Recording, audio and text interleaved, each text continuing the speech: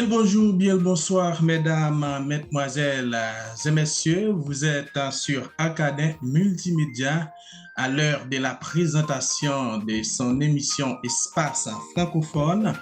Pour cette présentation, on a Monsieur Param Cinch. Il est candidat pour la municipalité de Ottawa. Avec lui, nous allons parler des élections, bien sûr, mais nous allons parler également de la francophonie plurielle. Monsieur Param, bonjour. Oui. Bonjour tout le monde. Oui, c'est un plaisir pour nous de vous avoir dans le cadre de cette émission. Je rappelle que je suis Claude Junior Émile, présentateur de l'émission, et comme invité, le candidat à la municipalité de Ottawa, Monsieur Param Cinch. Oui. La toute première question que nous devons vous poser, bien sûr, elle a rapport à votre présentation. Qui est effectivement Param Cinch? Oui, bonjour tout le monde. Je me présente. Je suis né à Montréal. J'ai grandi à Montréal. J'étais jusqu'à l'université à Montréal. J'ai laissé Montréal en 2000 pour venir poursuivre mes études à Ottawa en technique de service policière à la Cité collégiale. Une fois que j'ai gradué, j'ai commencé ma carrière de policier en 2002 et j'ai jamais regardé en arrière. Je suis très fier d'être francophone. Je suis très fier d'être à Ottawa puis avoir grandi à Montréal aussi.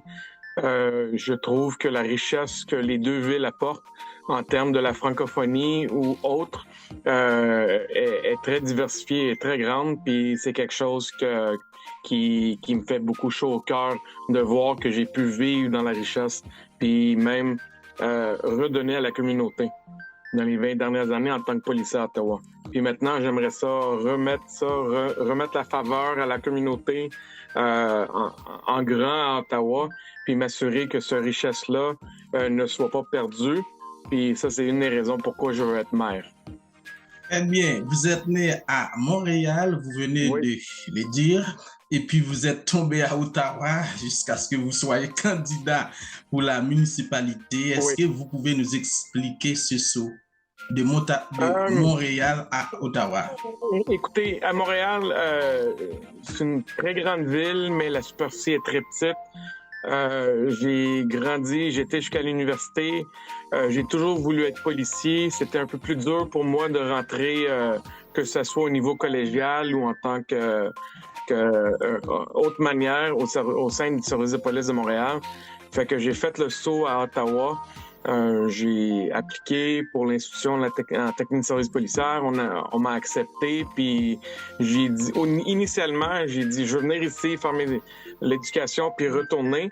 Mais je suis tombé en amour avec la ville, avec le monde qui y vivent.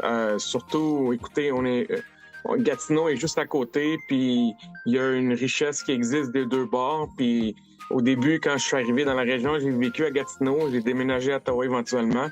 Puis c'est quelque chose que j'adore. Le monde sont incroyables. Il y a une certaine familiarité que vous soyez à Ottawa ou du bord de Gatineau. Puis le monde sont fiers de leur passé et de leur richesse, que ça soit québécois, ontarien.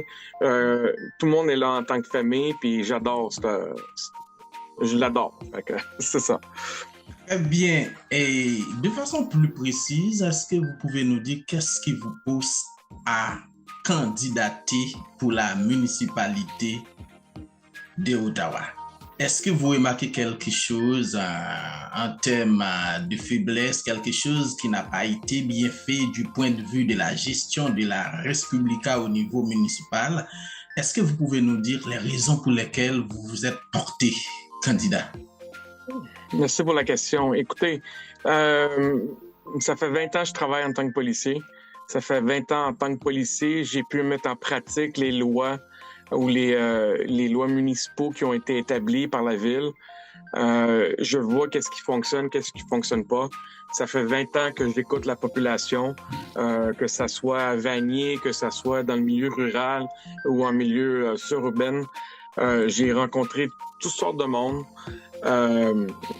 Que ça soit dans une journée où est-ce qu'il y avait besoin de l'aide, ou ça soit juste quelqu'un qui me fait signe pour jaser, on rencontre vite que tout le monde vit des problèmes, que ce soit à cause de la ville ou pas.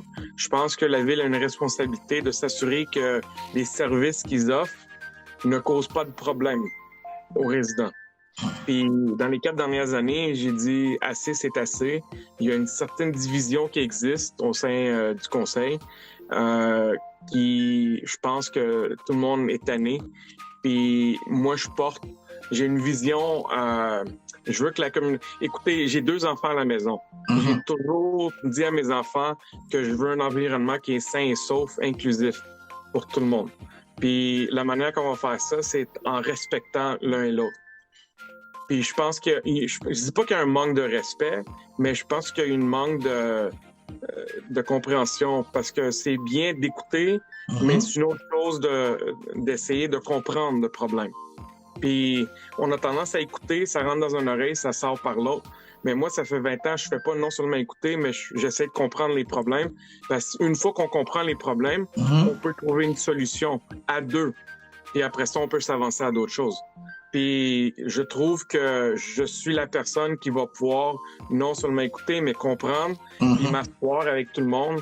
Puis on peut toujours s'entendre que c'est pas tout le monde qui va être sur la même longueur d'onde. Mais par contre, une fois que la décision est prise, je veux que tout le monde travaille ensemble pour le but ultime, pour les résidents d'Ottawa, ou pour tout touriste ou n'importe qui vienne visiter Ottawa. On peut même rester à Gatineau puis venir travailler à Ottawa, mais on doit se respecter un et l'autre. Fait que tous les services qu'on offre au niveau municipal doivent être faits en conséquence des résidents d'Ottawa puis tout le monde qui y vient à Ottawa.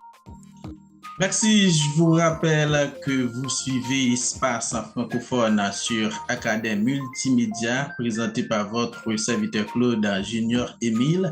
Et nous avons comme invité M. Param Saint. Il est candidat pour la municipalité de Ottawa. Vous aviez parlé tout à l'heure, M. Param, de vision.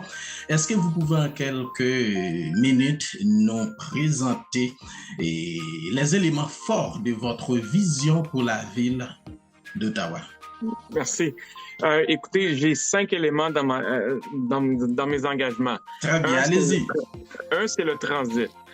On a un système de transit. Dans le temps, là, même 20 ans, on avait un des systèmes de transit qui était recherché par tout le monde parce que ça fonctionnait. On a décidé d'incorporer le train, puis ça a comme bousillé un peu le système qu'on offrait à tout le monde. Il est en retard, il ne se présente pas, il n'est pas fiable, il n'est pas abordable. Fait que c'est tous des éléments qu'on doit travailler ensemble pour trouver des solutions qui sont viables à long terme, puis non des solutions à court terme. Puis je pense que je suis la personne qui va pouvoir le faire, parce que j'ai été voir non seulement ceux qui prennent l'autobus puis le transit, mais j'ai aussi essayé de voir les conducteurs de train, les chauffeurs d'autobus, les mécaniciens. J'ai été leur voir, puis je leur ai demandé, vous, en tant qu'employé, qu'est-ce qui se passe? Puis on a eu une conversation. Fait que je sais qu'on est capable de régler la base, la fondation du transit. Puis une fois qu'on a réglé la base puis que la fondation est solide, on peut continuer à bâtir pour avoir un système de classe mondiale. Puis c'est ça que je veux faire, sans mettre plus d'argent nécessaire. Fait que, puis je sais qu'on est capable d'y arriver. Mais avant de trouver quelques solutions que ce soit, il faut trouver c'est quoi exactement les problèmes. Fait que, puis il faut poser les bonnes questions. Fait que ça, c'est un de mes éléments. La deuxième chose, mon engagement, c'est envers l'infrastructure puis les services d'urgence. On est une ville grandissante. On est une ville qui est étendue sur un très vaste territoire. On peut y mettre Montréal, Toronto, Calgary, Edmonton, Vancouver, puis on a encore plein d'espace. Puis on pourrait mettre d'autres petites villes à l'intérieur d'Ottawa. Parce qu'on a une grande superficie, puis on a juste 1 million, le budget est vraiment étiré au maximum. Fait que je veux m'assurer que les infrastructures que la ville offre, puis que les services d'urgence qu'on offre, est équitable pour tout le monde. Puis que tout le monde a ce qu'ils ont besoin. Puis je veux m'assurer aussi que On dit que dans les 25 prochaines années, la ville va grandir d'un autre 500 000 résidents. Mais je veux pas être réactif. Je veux m'assurer que quand on arrive à ce point-ci, que les services sont déjà établis, puis qu'on n'est pas en train de se rattraper à la fin. Parce que quelqu'un qui va se faire mal, il y a quelqu'un... Je veux que ça soit une ville saine, je veux que ça soit une ville qui est propre, je veux que ça soit quelque chose qu'on est proactif puis non réactif. La troisième chose, c'est l'économie. L'économie, à cause du COVID, tout le monde a pris un hit, comme on appelle. Je pense c'est de s'assurer comment qu'on va se promouvoir sur la scène globale, sur la scène provinciale, puis même nationale, pour pouvoir attirer les touristes, pour qu'ils reviennent, pour qu'on puisse s'assurer que les petits business, comme on appelle en anglais les mom and pop shops, puissent survivre, puis non seulement survivre, mais aussi enrichir la population. La diversité est très importante pour moi. C'est drôle parce que durant les élections, on m'a souvent dit que Ottawa est la ville où le fun va pour mourir. Puis je veux pas que ça soit le cas. Je veux promouvoir la ville. Je veux m'assurer que tout le monde vienne voir Ottawa. Je veux m'assurer que, comme moi j'ai fait dans le temps, quand quelqu'un vient d'Ottawa dire je veux déménager à Ottawa parce que c'est la ville pour moi et ma famille. Fait que je veux promouvoir l'économie, puis ça, on va faire ça en équipe, ça, on va faire ça à s'asseyant à une table, puis en travaillant ensemble pour s'assurer que Ottawa est remis sur la scène globale. Très bien. Ouais. Alors, et en ce qui concerne les rapports intermunicipaux, les relations de jumelage avec d'autres municipalités à travers le monde entier, je vois que vous ne faites pas mention. Est-ce que vous avez en tête d'entreprendre des relations intermunicipales avec d'autres mairies du monde entier, par exemple des municipalités d'Haïti? Je sais que vous entretenez pas mal de bonnes relations avec la communauté haïtienne à Montréal. Je me rappelle la dernière fois, vous avez même prononcé une phrase en créole. Vous aimez beaucoup le maïs moulu, vous m'avez dit. Tu ris à Jonjon et du maïs moulin. Exactement. Est-ce que vous réservez une place pour des relations et des jumelages avec d'autres municipalités dans votre programme? Écoutez, j'ai pas vraiment regardé à ça parce que présentement, en termes de la ville, je me concentre pour me faire élire. C'est sûr, c'est quelque chose où je garde la porte ouverte. C'est quelque chose qu'il va falloir qu'on regarde. Je sais qu'on est déjà jumelé à une ville en Chine. Okay. Je suis vraiment navré, je me rappelle plus du nom de la ville. Puis je sais que ça, c'est une connotation un peu négative aussi présentement avec tout ce qui se passe dans la Chine. Fait que c'est quelque chose que je veux pas toucher nécessairement tout de suite parce que c'est pas une priorité pour moi. Okay. Pour moi, la priorité, c'est vraiment de ramener la ville dans laquelle on vit à un rythme qui est sain, qui est propre, qui est vraiment efficient pour qu'on puisse rouler. Puis une fois que la base est faite, là, on va pouvoir bâtir, puis là, on va pouvoir ouvrir la porte puis dire avec quelle autre ville qu'on va pouvoir travailler ensemble pour pouvoir s'enrichir un et l'autre. Que ça soit Port-au-Prince en Haïti, que ça soit Delhi en Inde, que ça soit Paris en France. Tout est ouvert. N'importe quoi. Il n'y a rien d'impossible. Fait que c'est toujours une question de regarder où on veut voir, où on veut s'en aller avec ça, puis qu'est-ce qu'on veut voir, puis c'est quoi la vision au bout de la ligne. Puis moi, je veux m'assurer que la ville qu'on va pouvoir embarquer avec, que la ville soit bilingue. Très bien. Oui, parce que si nous autres, on est bilingue, je veux que ce soit qui est très important pour moi, que la ville avec qui qu'on fait affaire soit bilingue aussi, pour pouvoir s'enrichir non seulement en anglais, mais en français. Puis s'il y a d'autres langues, il y a d'autres richesses qu'on peut interchanger, je veux le faire. Définitivement, vous êtes très, très clair et là-dessus, nous sommes en train d'analyser votre programme, votre vision. Nous restons toujours à ce niveau. Est-ce que vous pouvez nous dire ce qui fait la différence de votre programme par rapport aux autres programmes. Vous n'êtes pas sans savoir qu'il y a environ une douzaine de candidats. Et donc, est-ce que vous pouvez nous dire ce qui est différent par rapport aux autres programmes présentés par d'autres candidats? Oui, effectivement, c'est une très bonne question. Écoutez, moi, comme j'ai dit auparavant, ça fait 20 ans que je travaille dans la police. Les 4 dernières années, j'ai non seulement écouté, mais j'ai essayé de comprendre les problèmes auxquels tout le monde y vive. Puis en sachant que j'ai voulu peut-être mettre mon nom pour la mairie d'Ottawa en 2022, les 4 dernières années, j'ai posé des questions. J'ai essayé de comprendre un peu plus au niveau fondamental, c'est quoi le problème qui existe, puis est-ce que c'est un problème qui vivent parce que c'est un problème au niveau de la municipalité. Puis toute ma plateforme, mon engagement envers la ville a été basé là-dessus. Puis une chose qu'on m'a dit quand j'ai été frappé aux portes de la communauté, que ce soit à Canada, à Barvin, Orléans, Naven, n'importe où, on me dit souvent que je suis un des seuls candidats qui a compris c'est quoi que la ville, les résidents recherchaient. Maintenant, vous allez voir, la seule promesse que je fais à la population, c'est d'amener mon intégrité, la confiance qu'on peut avoir dans mes décisions, la transparence que j'y amène. Je veux le faire d'une manière fiable, je veux le faire d'une manière abordable pour la population parce que moi aussi, je suis résident.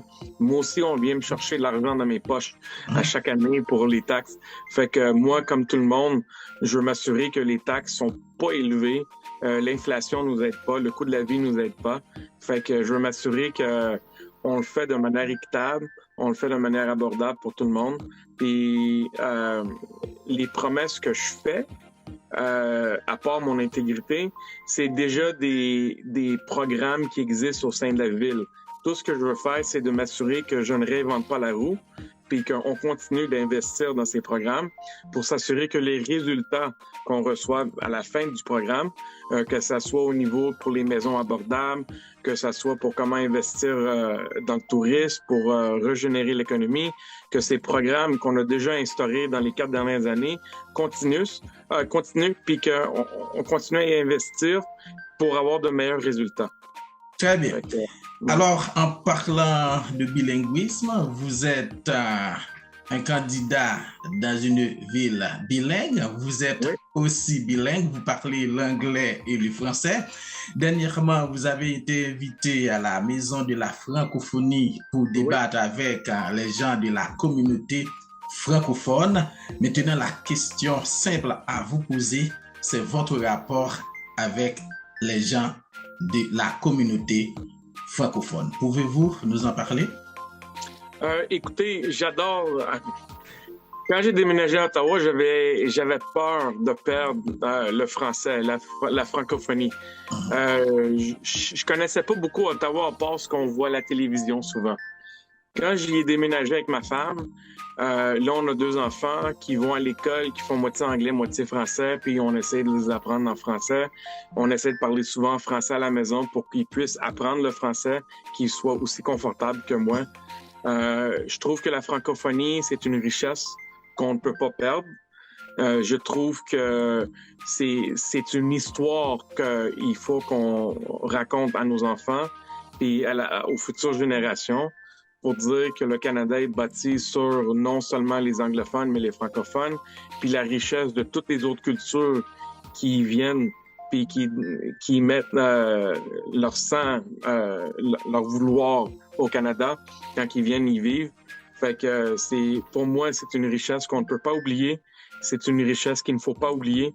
Puis je trouve que moi, en tant que maire, si je deviens maire, une chose que je peux faire, c'est de m'assurer que les services qu'on offre au niveau de la municipalité soient en anglais et en français.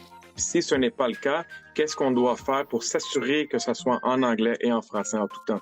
Parce qu'il ne faut pas oublier, il y a non seulement les résidents, mais il y a tous les touristes et tout le monde qui viennent visiter Ottawa chaque année. On est 1 million de résidents à Ottawa, mais on a plus qu'1 million qui viennent visiter Ottawa. Fait qu'il faut s'assurer qu'on est capable de le faire en anglais et en français. Merci. Vous aviez dit la francophonie est une richesse, il va de soi, mais cela n'empêche que le français continue de reculer, que ce soit à Québec ou au Canada de manière générale. Donc, c'est un véritable problème. Ça a été mentionné au plus haut niveau, surtout au niveau des élections à Québec. Donc, vous êtes un candidat pour la municipalité. Qu'est-ce que vous allez faire en tant que maire pour essayer de stopper cette hémorragie, en quelque sorte, le recul du français? Écoutez, en termes de municipalité, à part pouvoir promouvoir les activités, les festivals qui sont pour la francophonie, qui mettent la francophonie en valeur, on peut continuer à s'assurer que les services soient offerts dans les 2 langues officielles. On peut continuer à pousser aussi puis travailler avec les Franco-Ontariens pour s'assurer que le français continue à être appris dans les écoles. Peut-être avoir des programmes aussi au niveau municipal, que ce soit des camps d'été ou quoi que ce soit en français, ou promouvoir peut-être des camps d'été où est-ce que les anglophones peuvent venir y apprendre le français. Ça, c'est toutes des petites choses que la ville peut faire en tant que telle. C'est beaucoup. C'est beaucoup, mais c'est de là à voir, est-ce que ça se fait? Est-ce qu'on peut agrandir le programme? Est-ce que ça existe? Ça, c'est toutes des choses une fois que, si je gagne, une fois que je suis assis en arrière de la table, je vais pouvoir tout regarder puis voir où est-ce qu'on veut se diriger avec ça. Moi, je veux m'assurer que la francophonie soit mise à l'avant-plan. Maintenant, on a d'autres priorités comme le transit, l'infrastructure, les maisons abordables et tout ça, mais il faut toujours s'assurer qu'on a la loupe pour la francophonie qui est juste à côté. Puis l'accessibilité, l'environnement. Fait que ça, c'est juste une autre chose qu'on va pouvoir dire aux employés, au staff qui vont préparer les rapports pour s'assurer que est-ce que ça va causer des problèmes pour les francophones? Est-ce qu'il y a quelque chose de plus qu'on peut faire pour les francophones? Est-ce qu'il y a quelque chose de plus qu'on peut faire pour les personnes qui ont des problèmes d'accessibilité, d'handicap? Est-ce il y a quelque chose qu'on peut faire de plus pour l'environnement? C'est toutes des questions qu'on va poser un peu plus souvent, puis on va s'assurer qu'on a les bonnes réponses. Si on n'est pas content avec les réponses, on va retourner à la table, puis on va dire on n'a pas apprécié les réponses ou on n'aime pas les réponses. Y a une raison pourquoi que c'est juste ça ou est-ce qu'on peut améliorer le rapport, avoir plus de solutions à la table? Fait que moi, je suis pas pressé dans quoi que ce soit. Je veux m'assurer que tout ce qui se passe à la ville, quand que la ville l'accepte puis qu'elle a été de manière démocratiquement passée à l'hôtel de ville, que c'est pas tout le monde qui va être content, mais qu'on a assez pour dire qu'on a tout travaillé, on a travaillé fort envers la francophonie, envers l'accessibilité, envers l'environnement, puis c'est un bon programme, puis là, on va pouvoir y avancer. S'il faut faire des changements au cours et à mesure que le programme se déroule, on va pouvoir faire ces changements aussi. Okay. Merci. Je vois à travers vos réponses que vous êtes vraiment versé dans la francophonie. Et félicitations. Et vous avez dit que la francophonie, c'est une grande richesse.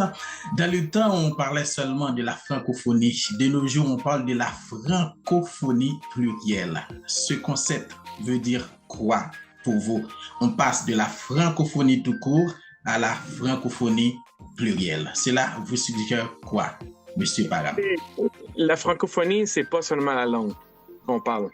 La francophonie, c'est d'où on vient.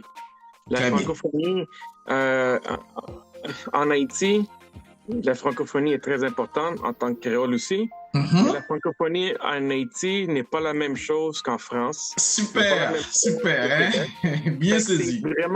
C'est vraiment comment promouvoir la francophonie, OK?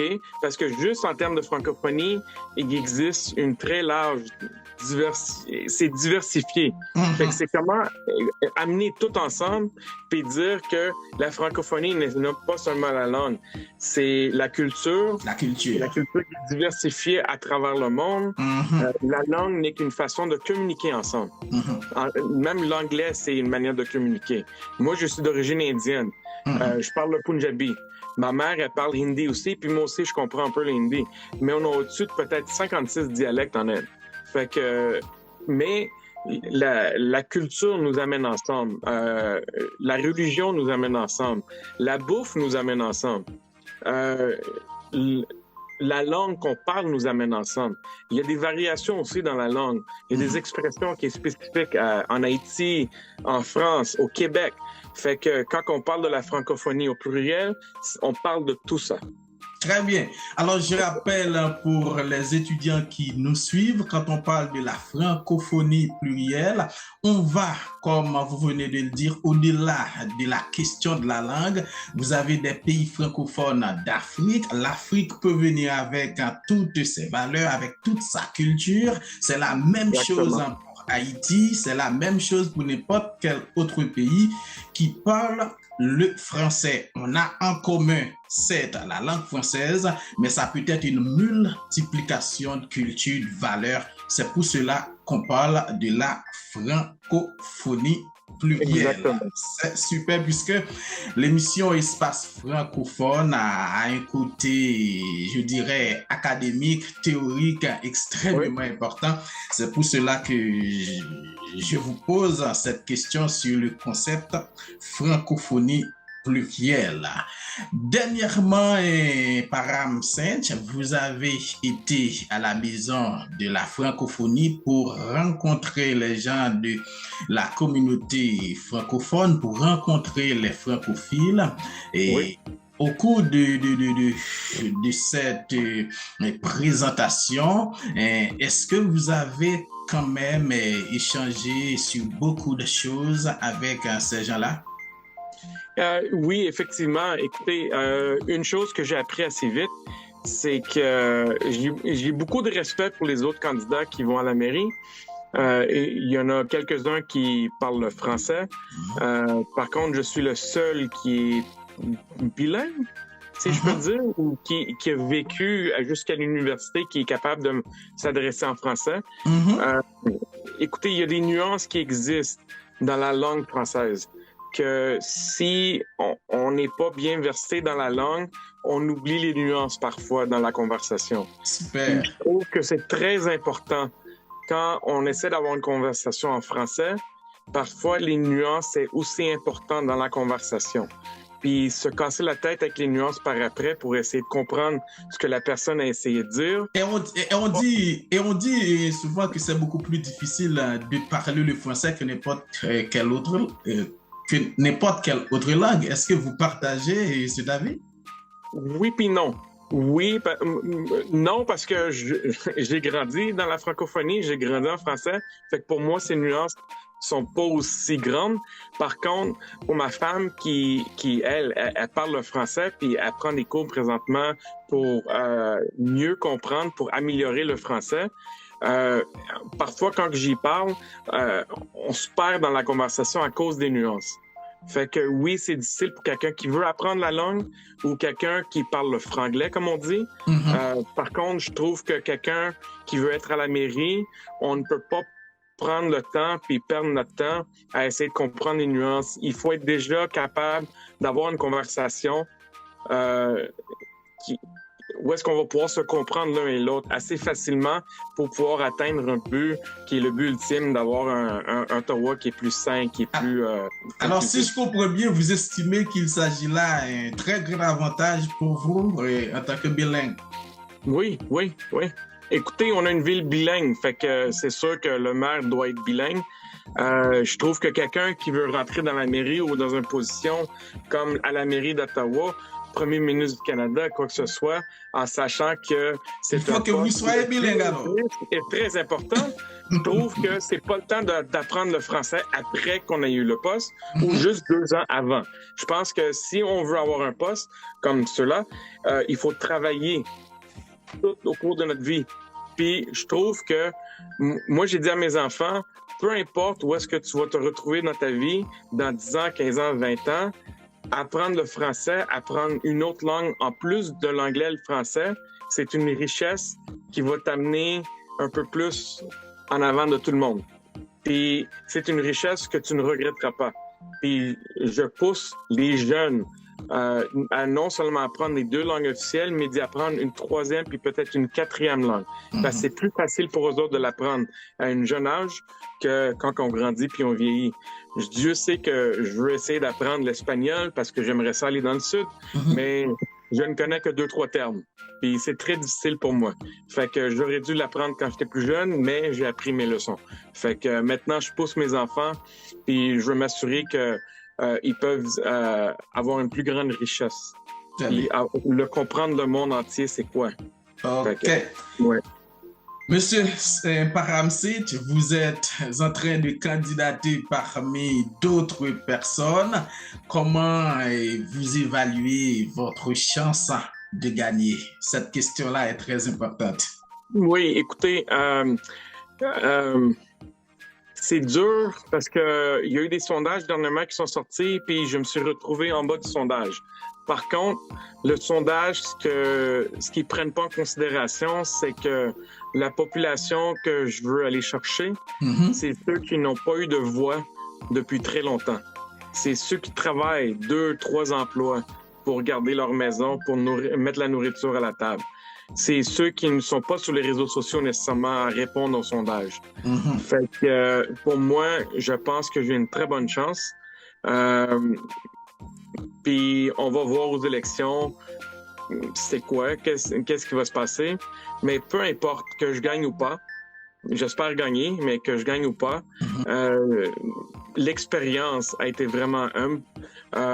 M'a fait chaud au cœur de voir tout le positif que j'amène, puis de voir qu'il y a beaucoup de monde qui sont en arrière de moi parce qu'ils croient dans ma vision. Fait que si je peux pas faire une différence cette année, je vais faire une différence en 4 ans. Quelle part de l'électorat que vous ciblez dans votre activité de campagne? C'est l'avant-dernière question de notre entrevue. Écoutez, je cible tout le monde, mais je cible surtout ceux qui n'ont pas eu de voix, the voiceless, comme on dit. Je cible surtout le milieu rural, le milieu sururbain, qu'on a tendance à oublier souvent. Je cible les communautés qui se sentent marginalisées. Je cible le monde qui crie, mais qu'on n'écoute jamais. Je veux donner la voix à tout ce monde. Je trouve que c'est très important. Puis on est tous des êtres humains. On doit se respecter un et l'autre. Puis on doit pouvoir prendre le temps de s'écouter puis de comprendre c'est quoi nos problèmes pour pouvoir avancer l'agenda de la ville. Très bien. Ouais. Très, très bien. Alors, je rappelle encore une fois que vous suivez, téléspectateurs, téléspectatrices, l'émission Espace francophone sur Acadien Multimédia, présentée par votre serviteur Claude Junior Émile.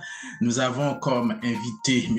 Paramsit. Il est candidat pour la municipalité d'Ottawa.